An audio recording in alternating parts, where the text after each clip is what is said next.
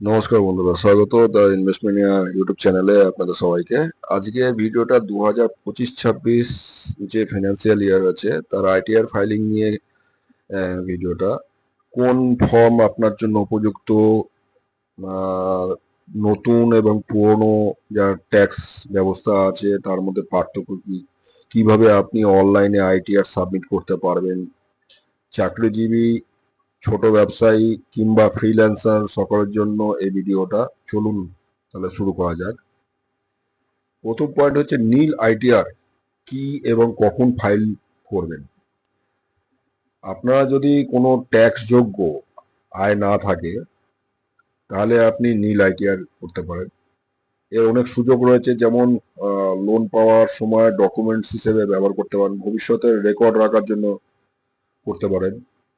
এই প্রক্রিয়াটা একদম সহজ, সেরকম কিছু মানে বাদ বিচারের ব্যাপার নেই। আইটিআর সবাইকে করতে হয়, সে আপনার ট্যাক্স এর আওতায় পড়ুন বা না পড়ুন।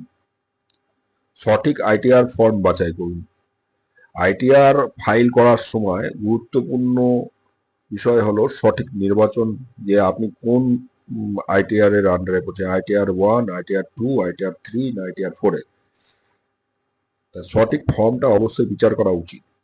যেমন ফার্স্ট আমরা যদি বলি আইটিআর 1 কারা ফাইল করবেন, যদি আপনার আয় কেবলমাত্র স্যালারি বা পেনশন বা সেভিংস অ্যাকাউন্টে ইন্টারেস্ট থেকে হয় এবং আপনার আয় 50 লাখের মধ্যে থাকে, মানে 50 লাখের কম থাকে,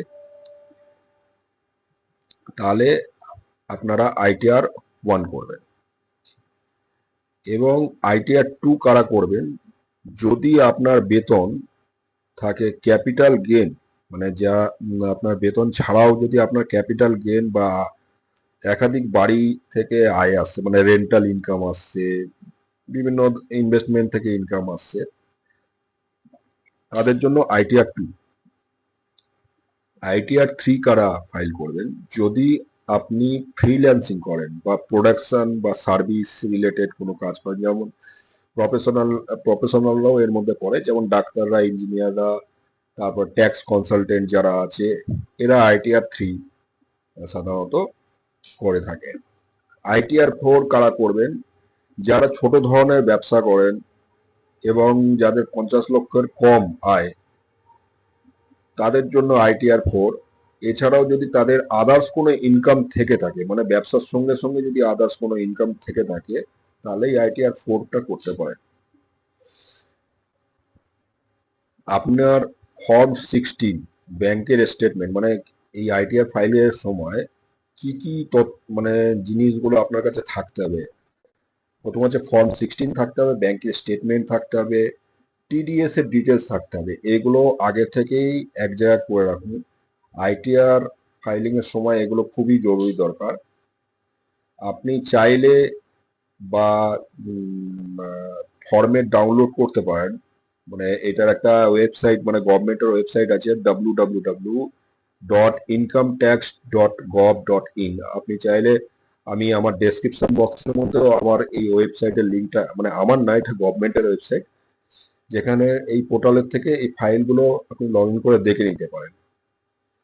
এবার এখানে হচ্ছে অ্যাসেসমেন্ট, মানে আমাদের মানে অনেকে ভুল করে থাকি যে ফিনান্সিয়াল ইয়ার আর assessment, sorry, assessment year assessment year এবং ফিনান্সিয়াল ইয়ার।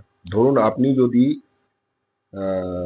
ইনকামে, যেসব ইনকামগুলো 1 এপ্রিল 2024 থেকে 31 মার্চ 2025-এর মধ্যে করেছেন, তাহলে ওটা হবে ফিনান্সিয়াল ইয়ার 2024-25।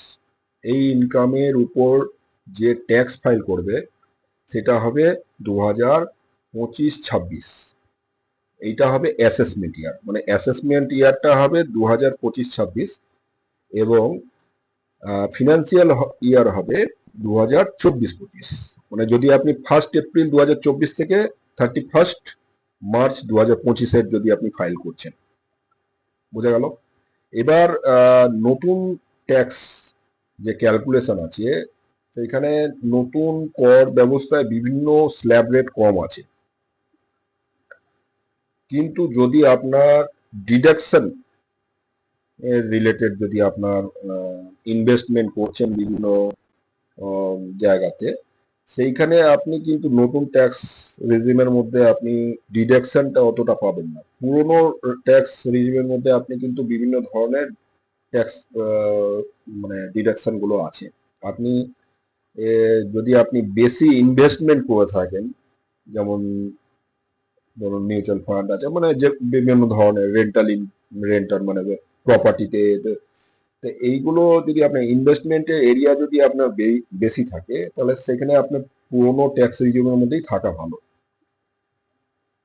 পুরোনো ট্যাক্স এর যে ফাইলিং হয়, সেগুলোর যে ডিডাকশন হয়, সেগুলোর কয়েকটা আমি উদাহরণ দিতে পারি। যেমন ধরুন, যদি আপনি এলআইসি করেন, পিপিএফ থাকে, স্যালারিড পার্সনে এইচআরএ পায়, 80C আন্ডারে করতে পারে, 80D, যেমন হেলথের আছে, ইন্স্যুরেন্স আছে, এইগুলোতে ডিডাকশনের দাবি করতে পারে পুরো যারা ট্যাক্স রিজিমের মধ্যে ট্যাক্স ফাইলিং করছে। এতে এটা তারা ভালো লাভজনক একটা ফাইলিংটা হতে পারে, মানে সেখানে ডিডাকশন পেতে পারে। নতুন বনাম পুরনো যে ট্যাক্স আছে তার যদি তুলনা করি, যারা বেশি সেভিংস করে তারা পুরনো ট্যাক্স রিজিমের মধ্যে থাকতে পারে। যারা সোজা সাপটা, আমি মানে নর্মালি আমি কিছু জানি না, যা ইনকাম হচ্ছে আমি শো করাতে চাই, তাহলে সেখানে সোজা সাপটা ভাবে ট্যাক্স ডিডাকশন যারা চায় না, তারা নতুন রেজিমে যেতে পারে। তাহলে শেষ পর্যন্ত সিদ্ধান্ত নিন আপনার ইনকামের ধরন কিরকম, এবং ইনভেস্টমেন্টের অভ্যাস বুঝে নিন যে কেমন আপনার তাহলে এই ছিল আজকে আইটিআর ফাইলিং এর পুরো গাইড। আপনি কোন ফর্ম ব্যবহার করছেন, নতুন না পুরনো, অবশ্যই কমেন্ট করে জানাবেন। মানে আপনি পুরনো যদি ট্যাক্স ফাইলের মধ্যে থাকেন সেটাও জানাবেন, নতুন ট্যাক্স ফাইলে থাকলে সেটাও জানাবেন। ভিডিওটা ভালো লাগলে লাইক করুন, শেয়ার করুন, দ্য ইনভেস্টমেন্ট ইন্ডিয়া চ্যানেলকে সাবস্ক্রাইব করুন। আর হ্যাঁ, পরবর্তী ভিডিওতে আমরা দেখব যে আইটিআর ফাইল করতে কি কি ভুল করে সাধারণ মানুষরা, সেগুলো এড়ানোর উপায় কি কি আছে, নিশ্চয়ই আপনাদের সঙ্গে পরের ভিডিওতে শেয়ার করব। আজকে এইটুকুনি, নমস্কার।